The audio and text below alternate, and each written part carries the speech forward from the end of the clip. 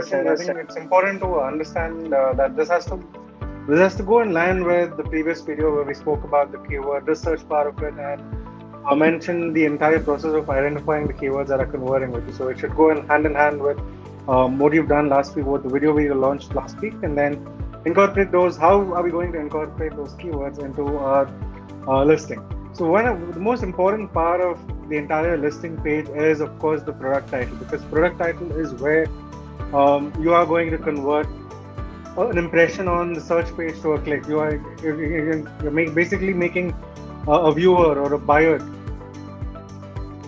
with your listing page and engage with your product through your title, right? So it is very important to grasp that attention of the buyer to understand what the product all about. So while we mostly talking about the structure of all these, how we need to structure these, the title, bullet point, description, instead of going deep into it in terms of the grammatical part of it, right? So we know we've done the keyword research part last week.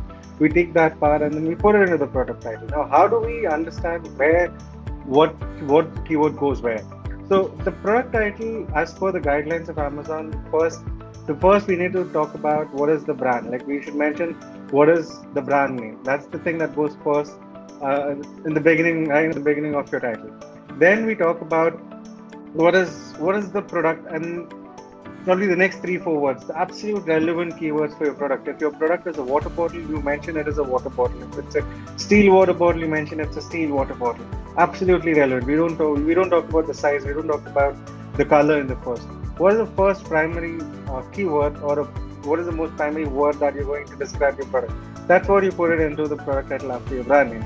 Once that is taken care of is when you talk about the variation, maybe the size variation or the color variation about of the product, right?